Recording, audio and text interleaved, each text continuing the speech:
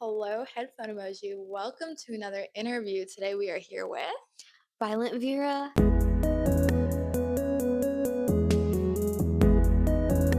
Violent Vira. So you are on tour. How has it been for you so far? It's been really good, especially because we finally, after years of grueling and being in like a small little van, we finally have upgraded to a bandwagon, so we get to sleep in the car. Oh my gosh, that is amazing. I've heard some horror stories about tour buses though, low key. Have you had any so far? Oh my gosh.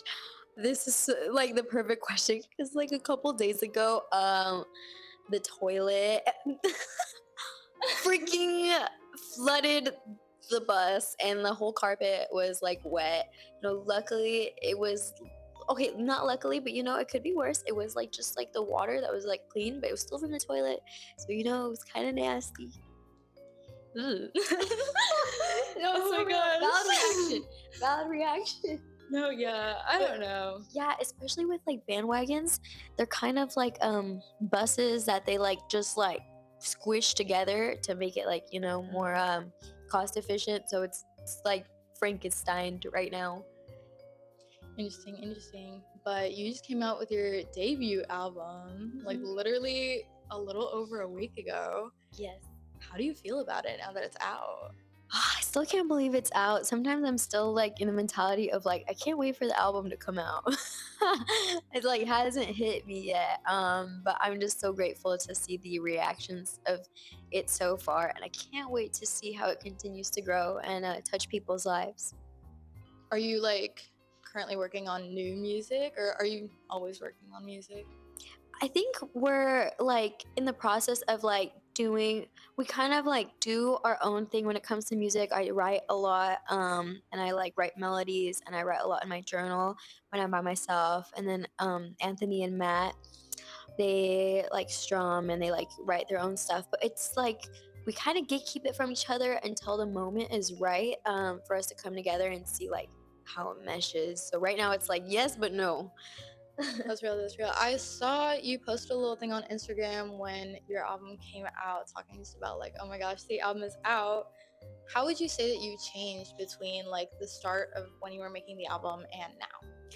I think I've changed a lot, honestly. I think in the beginning of the year, I was like, um, you know, in a way, it's gonna sound a little sad, but I was a lot more optimistic. I guess I was more like childlike in a way, where I still had a lot of like innocence and naivete. The music industry has unfortunately roughened me up a bit, but I'm still keeping my softness because that's something that I really value for myself. It's just that now I am a bit more cautious and stuff. So what would you say as you were making like this album or when you're making music in general, what are some of the biggest creative obstacles that you face? Um, I think for creativity, it's like I'm very lucky that I have a band that we don't disagree on much. And when it comes to ideas, none of us take it personally if it's like something that the other doesn't like. It's almost like kind of just like a nod and agreement. I think the biggest obstacle is sometimes we just have those days where we get fatigued and stuff, but we are constantly going through new experiences, so we never really run out of things to like write about. And I'm very grateful for that because with a lot of bad also comes good, and I like to make something out of, I guess, the bad. For this album, especially Love River Ghost, how long did you work on it? Like, have you only been working on it this year or has it been like a multi-year project? It's actually been a multi-year project. I do want to note that a lot of people think that like Lover of a Ghost is based off of someone that I once had in my life who passed away, and it's not. I had written the story like years ago about like this girl and this hallucination that she would call lover, and it's based a little bit about like the feelings I had when I was going through grief. So that is what inspired the story, but it's its own tale entirely. And even the EP Till Death Was Never Enough, songs one and five off of that, like if I'm remembering the order correctly. You're Not Gone, You're Just Dead, and Color of Truth are both tied into the story of Lover of a Ghost. Hmm. So you said this almost a little bit about grief. How, if at all, has it like helped you process your own grief? I think it's helped me a lot in the sense that I get to like write about it and put it into its own life form. I think it's also helped me in a way where I I really do appreciate knowing that somewhere someone out there needs a place to let it out, cuz for a long time I think that's why I didn't relate with pop music, because I was um whether or not like grieving a person, sometimes I was just even grieving like my own childhood or like things that were happening in my life. And so I just really am so grateful that this music has become really cathartic for a lot of people. Hmm. So you are kind of in this like rockish, metally genre, you would say, and you're definitely making waves in it. How do you find you being like just a woman of color, just someone who's very different compared to a lot of these more like rock artists? How, or like what's it like just being a girl like you in the scene that you're in? You know, I think that it is quite challenging at times, like, especially because as a girl, I think that you're looked down upon a lot in the music industry and really any professional industry that you're in. And we almost have to be like, not just great, like a dude can show up and be like greasy and like, play somewhat okay. And that's okay. But if you're a girl, you really have to like the bar is set so exponentially high. And I think that's almost like, in a way, you know what? Fuck it. I think it makes us awesome because it's like, yes, we can do all this and we look fucking good doing it and we can do it better. And I don't know, I have such a pride about it. Like, I really want to set the standard that we are artists, We're not just like defined by what we are, but we are and we belong in this space. Yes, I guess kind of part of that. You have a very specific sort of look to yourself, your outfits. It also ties into the music that you make. What do you find sets you apart from other people who make like similar music to you? Um, I think it's like, I guess the way I feel and the way that I think a lot of my fans feel, that we have this kind of like interlinked connection. I often like, I guess I almost feel like I was like written by Tim Burton in some ways, where I'm like, if people really knew me, I'm a little bit more like reserved and quiet, and like sometimes I felt like I never really belonged anywhere. And I know that's like, I guess the cliche for a lot of like heavier music, but I don't know, there's something just different about it. And I really do think that the image and the brand kind of like built itself sometimes. Mhm. I think definitely because that is a bit of a heavier theme. I think that shows up in a lot of heavier music in general. For you, what do you think a lot of your music pulls from the most from your own life? Definitely, I think a lot of like past experiences and like trauma. It's just music is such a way to like heal all that, whether you're listening or whether you're writing to it. And I do pull a lot from that. I think that it's really never ending, but also are the good experiences. Like Common Decency was written about a time where I was like afraid of saying I love you first, and I knew that the other person was afraid of saying it too. So it was kind of like this tug of war, and there's just so much to life. It's just, I love it. I love it. Yes. What are any lessons that you've learned in all the time that you've been making music? I think one of the lessons that I've learned definitely is that if you feel like you don't belong, you're not in the right place. It's not about fixing or changing things about yourself. It is finding a place that suits you the best. Because if the flower is not blooming, are we going to blame the flower? Or are we going to check the soil? Are we going to see whether it has enough sunlight? I mean, why would you blame yourself too if you don't feel like this is the place for you? Like, always trust your gut, I guess is what I'm trying to say. Always trust your gut. You are perfect just the way you are, really. Do you have, I guess since you've really started making music, do you have any? regrets that you've had along the way? I definitely feel like in the past I like didn't stand up for myself enough, and I got taken advantage a lot in a lot of ways in my journey with music, especially because like as you get a little bit more exposure, people want a little bit more of you. And I think especially, I don't know if this is like something that like Latin women deal with, but I know personally from my experiences and seeing like the women around me deal with it, we're kind of like taught to be like, I guess, a little subservient. And that's kind of what inspired Saccharin to some degree. It's just like I was so angry with myself of like, why can't you set boundaries? Why is it so hard for you to not like to be why are you so afraid of like being seen as like mean or like not nice or like like not good to others, and you're like burning yourself to keep others warm basically. And that's a tough lesson to learn. It's something that I still struggle with, honestly. Yeah, that's true. Do you have any advice for anyone who's starting off in the industry? Oh, definitely trust your gut. I think that if you have a gut feeling about anything, listen to it so carefully. And another thing, don't be afraid of putting yourself out there. I mean that with all like everything. I think that like the best thing you can do is fail.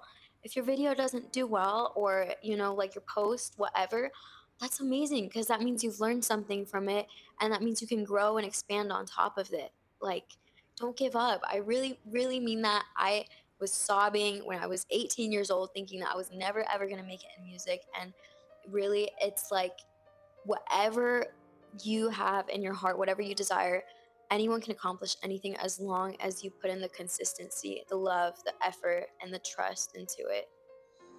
That's really good. So you said kind of a bit about like expressing yourself really how or not really how, but who is like your main inspirations for both your style and your music? My my Chemical Romance is my biggest one for sure. I really do think that, especially I Brought You Bullets, You Brought Me Your Love, like changed my life, and not only changed it, but really saved it. It was the gasoline to the fire that I had. I really love pop. I love Marina and the Diamonds. I love Lana Del Rey. Like, best lyricist in my playlist, honestly. I love her. I love them. I don't know. I just have so many different inspirations. I really love Imogen Heap too. Fucking fire. I grew up with Asking Alexandria, Paramore, so many. But I'd say my main, definitely My Chem and Gerard as a vocalist inspires me so much. Yes, yes. So you've been on tour for a little bit now, but what do you do when you're not on tour and making music? What other hobbies do you have? I really like to journal. I think it's so great Yes. because you don't have to be good at it. You just have to like be. And I exactly. And sometimes whether it be a word or two, or sometimes it's a whole like messy paragraph, but I like doing that a lot. I really love painting. I haven't had the time for it lately, but it's one of the things that I really do enjoy. And I love cooking. I love cooking actually. It's one of the This things is I a look brown forward girl to. thing. Yes, I yes. love cooking. I used to be pretty bad at it, not gonna lie, but when I got good at it, it was addicting. I was like, yes, I have figured out the formula. That's so real. Yes, but then I guess how has tour been? Have you seen any fun signs, fun fan projects? Tour's been so fun. I've seen a lot of Larry signs this tour, which I'm loving, especially because I think we look alike. Like we got the little I ears see it. going on. I really do think that me and Larry have sort of a kinship. We we like read into each other's minds. Assuming swing. Yes, exactly.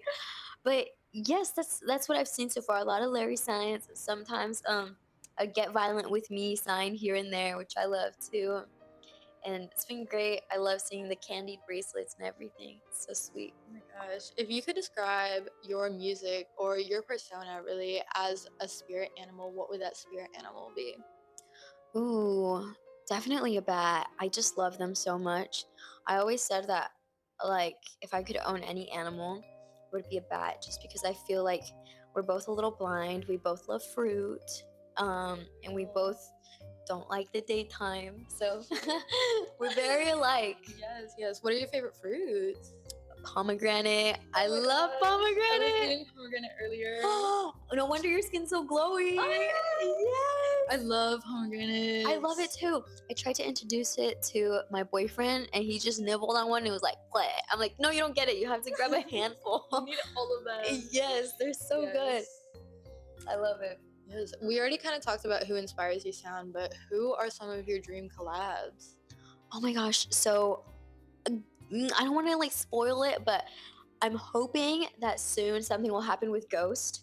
He is a rapper whom I really, really love, and I just think that like I really want to like almost like go outside of the rock genre for collabs.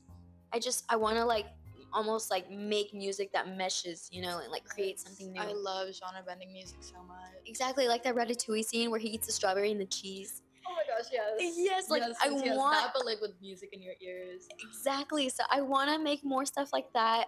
He's definitely one of my dream collabs. Imogen Heap is one too, and I don't know if this will ever become a reality, but anything can. Anything is possible. I would really love to make something with Ariana Grande. Oh my gosh, Ariana Grande rock album. Yes, exactly. I see it. Like she's got the vocals for it. I don't know. It would be great. I would love that. I think that would be so cool. Oh my gosh. I guess last question, because I don't want to keep you too long. But if you were to make a playlist right now, what are some of your guilty pleasures? What are some stuff that you're into? What's anything you're gatekeeping? Oh, so guilty pleasures. We just talked about it, but I love Ariana Grande. And Dangerous Woman is such a great album. What? I know some people don't like them as much, or think that they're a little bit odd. I don't care. I still love Mother Mother. Like, I love that. Someone described my outfit as giving Mother today. Oh, that's a compliment. It's cute. Yes. It's cute. I feel like I was giving very 2020 today. I'm very like layered up. Oh, I love it. No, I like the little like. I was going for collar. the collars because I was like, you wear collars. Yes. So I was like, This is like a little Peter Pan collar today. oh, I love the whole outfit, the dress, everything. Thank you. I'm trying to get better outfits this year, and this is definitely one of my favorites. What else are my guilty pleasures? I'm trying to think. Not a guilty pleasure. I proudly love him, but I love Bad Bunny. I know it's a basic answer, but he fucking rocks, and I hope that DTMF, Debí Tomar Más Fotos, wins. I love that. I hope it wins a Grammy. I really hope it does, because I'm like, we need some Latin representation. Who else would I put? Any and all rock, really. Oh, a lot of dad rock. Think about all of it. Creed. I'm talking about Seether, Creed, Daughtry, and what else? I can't think of it at the top of my head, but I love them so much. Damn it, I can't remember. Anyways, any dad rock, really. Yes. It's so real. I guess I don't really have any other questions for you. Do you have anything else to say to the camera? Stream lover of a ghost, and I hope if you are already streaming it that you're enjoying it so much. We love you, and we hope to see you at any future shows that we have. Yes. All right. Thank you guys for watching. I appreciate it. And then thank you again for the interview. Thank you so much.